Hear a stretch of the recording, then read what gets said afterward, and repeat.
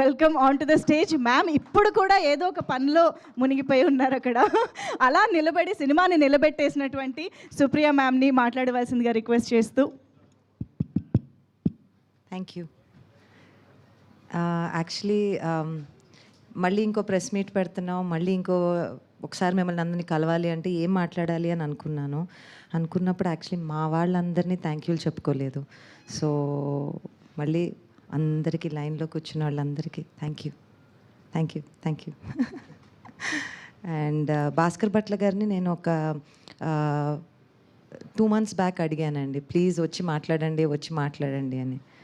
ఆయన ఎంత ఇరిటేట్ అయిపోయారంటే, అమ్మా నేను సినిమా రిలీజ్ తర్వాత వస్తా అన్నారు. సో థ్యాంక్ యూ అండి.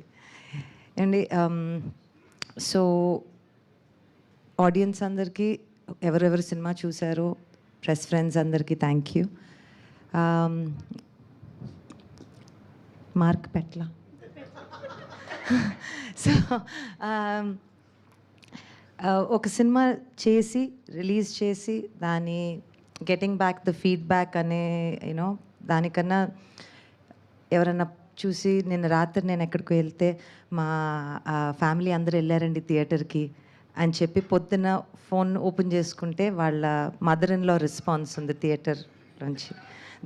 That is the reason why we make films. అందుకే మనం సినిమాలు తీస్తామని మళ్ళీ మనం ఎందుకు సినిమా తీస్తామనే దానికి I feel that is the reason. ఇప్పుడు ఒక మాట చెప్పేయచ్చు, మిక్స్డ్ రివ్యూస్ అన్నారంట, నాకైతే ఇప్పుడు పాజిటివ్ రివ్యూయే.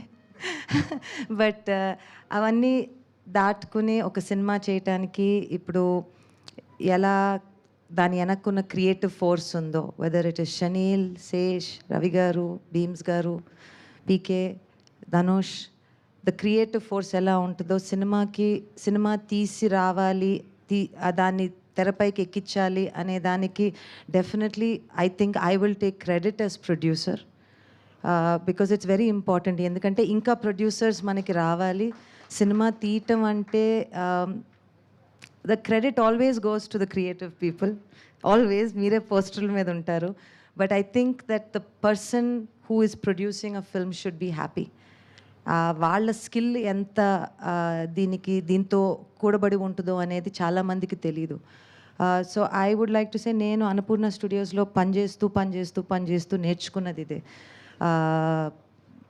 ఒక సినిమా ఎలా తీయచ్చు, ఎలా జాగ్రత్తగా తీయచ్చు, దానిని క్రియేటివ్ మా టెక్నీషియన్స్, ఆర్టిస్ట్స్ అందరూ ఎలా హ్యాపీగా ఉండొచ్చు, అండ్ ఇవన్నీ నేర్చుకుని సినిమా తీశాను. కాబట్టి I would like to first thank Annapurna studios.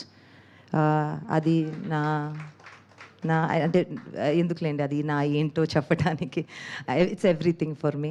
Bheems garu thank you అండి. నాకు మీలాగా పదాలు చెప్పటం తెలీదు, మీరంతా దాన్ని నా మనసులో ఏది ఉందో మీరన్నీ కరెక్ట్గా చెప్పారు. Thank you.